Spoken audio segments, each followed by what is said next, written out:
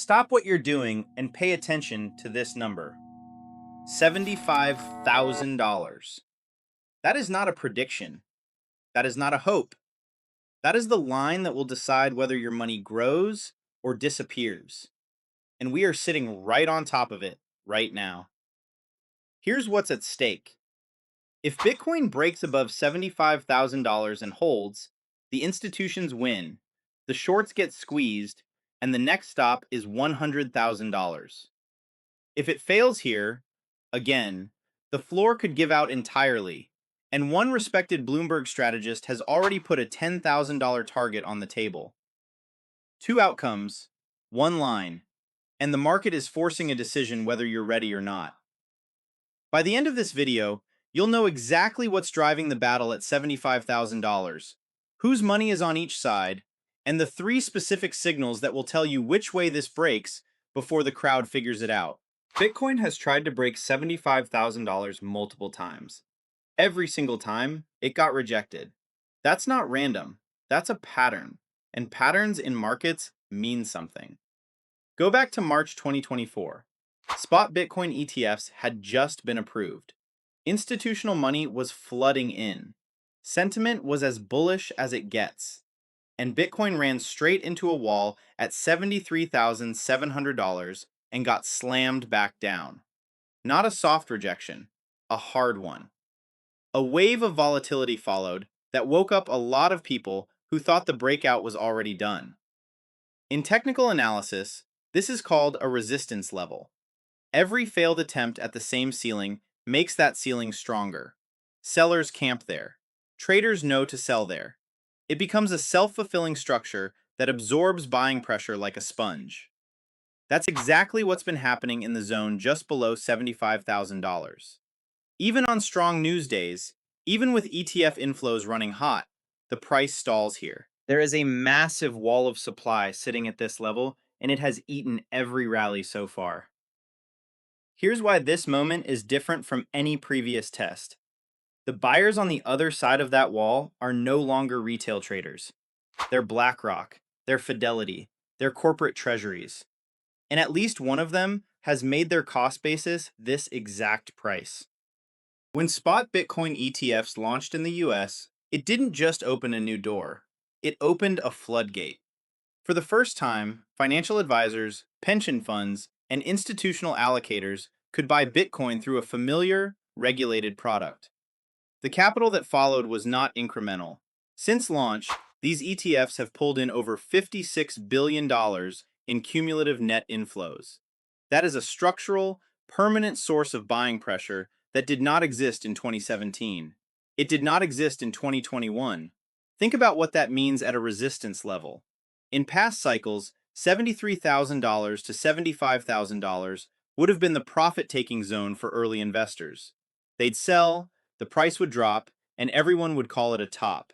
That dynamic still exists, but now it's being absorbed by a multi-billion-dollar institutional buying machine that shows up every single day the market is open. On some days, the daily demand from these ETFs has exceeded the total amount of new Bitcoin being mined. That is a supply shock in slow motion. Now here's the number that should stop you cold.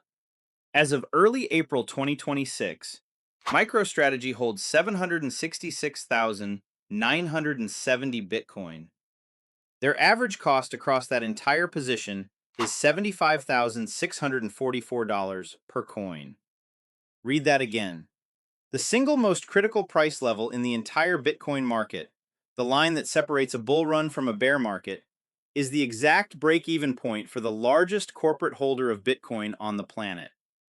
Michael Saylor is not sweating this level. He is buying at this level. Recent filings show MicroStrategy added another 4,871 BTC right here. While nervous traders are selling at resistance, Saylor is telling the world, this is the floor. We are not moving. That is not sentiment. That is skin in the game. Billions of dollars of it. When ETF demand and MicroStrategy conviction are both stacked at $75,000, you have an institutional demand wall meeting a seller's resistance wall, and one of them is going to run out of ammunition first. Let's pause for 1 second and run the actual numbers. Bitcoin's block reward after the 2024 halving is 3.125 BTC per block. At 144 blocks per day, that's 450 new Bitcoin entering the market every single day. At current prices, that's roughly $34 million in daily new supply. The Bitcoin ETFs alone have been absorbing multiples of that on strong inflow days. Add MicroStrategy's ongoing buys. Add sovereign and institutional allocators building positions quietly. The sellers defending $75,000 are working with a finite stack of coins. The buyers have capital pipelines that don't stop. This is why a breakout doesn't just mean higher prices. It means a potential violent squeeze upward as short sellers are forced to cover into a market with no supply. Now, I'd be doing you a disservice if I only gave you the bull case. Because the bear case is real, it's data-driven, and it comes from someone whose opinion you cannot dismiss. Mike McGlone is Bloomberg's senior commodity strategist. He's not a crypto influencer with a Lambo. He's a macro analyst who has lived through multiple market cycles in traditional finance. And his thesis is built on one uncomfortable concept: mean reversion. His argument is this: the 2020 and 2021 Bitcoin run was an anomaly, a direct consequence of the cheapest money in modern history. Stimulus checks, zero interest rates, quantitative easing. That environment is gone. Rates are higher, liquidity is tighter, and in his view, high-risk speculative assets don't get to keep their stimulus-era valuations. Where was Bitcoin's most traded price before the stimulus pump? Around $10,000.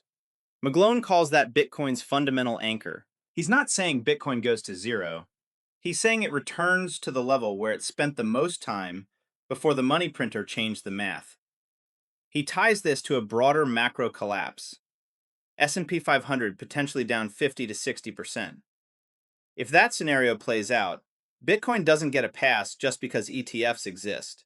Here's why a drop to $10,000 would be unlike anything we've seen. Every previous Bitcoin bear market has been brutal.